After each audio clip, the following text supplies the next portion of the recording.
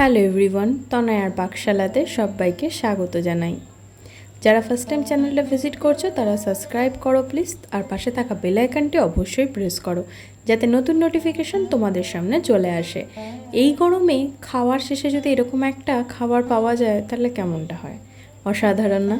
তাই জন্য আমরাও খাচ্ছি, তোমাদেরকেও খাওয়াবো। সেই জন্য তুই চ্যানেলটাতে আসতে হবে আর ভিডিও দেখতে হবে। আজকের রেসিপি আমের টক। এর জন্য দেখো এখানে আমরা নিজেদের গাছের থেকেই একটু আম পেড়ে নিচ্ছি। আমার মনে হয় এরকম যদি প্রত্যেকের বাড়িতেই এখন আম গাছ থেকে থাকতো সত্যি কতই না মজার হতো। কিন্তু এটা আমাদের দুর্ভাগ্য বলতে পারো। এখন আম কিন্তু গাছ কারোর বাড়িতে থাকাটাই খুব অস্বাভাবিক, তাই নয়? দু একটা বাড়িতে হয়তো আছে ঠিকই, তাও কলকাতা শহরে। আমাদের তার মধ্যে একজন বলতে পারো। রেখেছি আপাতত অল্প কয়েকটা আম হয়েছে, সেখান থেকে মা দুটো আম কেটে নিল। এখান থেকে আম ছিঁড়ে সেটাকে রান্না করার স্বাদই আলাদা। না থাকলে আর কি করা যাবে, বাজার থেকে কিনেই তো আনতে হবে। চলো এবার আমটাকে দেখো এইভাবে সুন্দর করে কিন্তু কেটে নিতে হবে। আমটাকে মাঝখান থেকে এইভাবে খণ্ড করে কেটে নিলাম।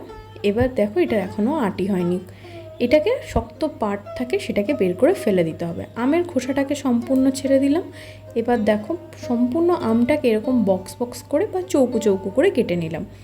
এবার একটা কড়াই বসিয়ে নিলাম, যার মধ্যে সামান্য একটু তেল দিয়েছিলাম। তেলটা গরম হয়ে গেলে আমগুলোকে দিয়ে দেবো। এবার দিয়ে দিলাম সামান্য একটু হলুদ, সামান্য একটু নুন দিয়ে খুব ভালো করে কিন্তু এইভাবে নাড়িয়ে চাড়িয়ে একটু ভেজে নিতে হবে। ভালো করে এইভাবে একটু ভাজা ভাজা হয়ে গেলে অল্প একটুখানি দেখো জাস্ট হালকা একটা গোল্ডেন ব্রাউন কালার ধরলেই হবে। খুব বেশি ভাজার কিন্তু কোনো প্রয়োজন নেই, তাহলে আবার তিতো হয়ে যাবে। দিলাম বেশ খানিকটা পরিমাণে কিন্তু জল। এবার এটাকে একটু ভালো করে এইভাবে নাড়িয়ে বলক ওঠা অবধি অপেক্ষা করব।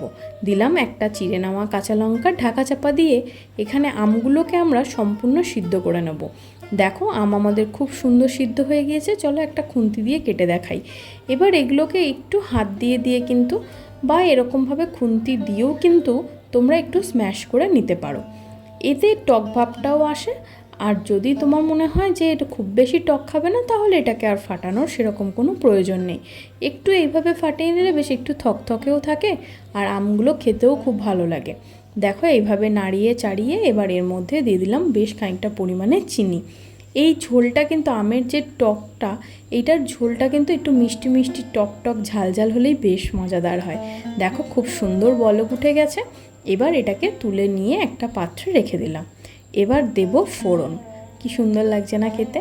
এবার চলো কড়ার মধ্যে দিলাম পরিমাণ মতন সর্ষের তেল, দিলাম কালো সর্ষে। যখন চড়বড় করে উঠবে আর পোড়া গন্ধ ছাড়বে তখন দেব এর মধ্যে একটা শুকনো লঙ্কা, নইলে কাশি হবে তো, তাই জন্য লাস্টে দিলাম। ব্যাস এবার ছকটা দিয়ে দেবো, দিয়ে দিলাম।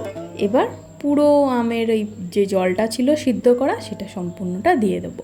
তোমরা কিন্তু এই সময় একটু চেখে নিও যে নুন মিষ্টিটা যে যেরকম পছন্দ করো সে সেরকমভাবেও দিতে পারো। আমরা একটু মিষ্টি মিষ্টি খেতে পছন্দ করি। এবার একটু নাড়িয়ে চাড়িয়ে নামিয়ে নিলেই কিন্তু একদম রেডি আমাদের এই আমের টক। ভালো লাগলো ভিডিওটা? বাড়িতে আত্মীয় স্বজন আসলে অবশ্যই কিন্তু একবার এইভাবে পাতের শেষে তাদেরকেও পরিবেশন করুন। শরীর মন দুটোই ঠান্ডা হয়ে যাবে। খেতে তো অসাধারণ হয়েছিল। অবশ্যই কিন্তু একবার তোমরা বানাও আর কমেন্ট সেকশানে জানাও। দেখা হচ্ছে আরও একটা রেসিপির সাথে। ধন্যবাদ। আমি আমার মা ফিরে আসছি।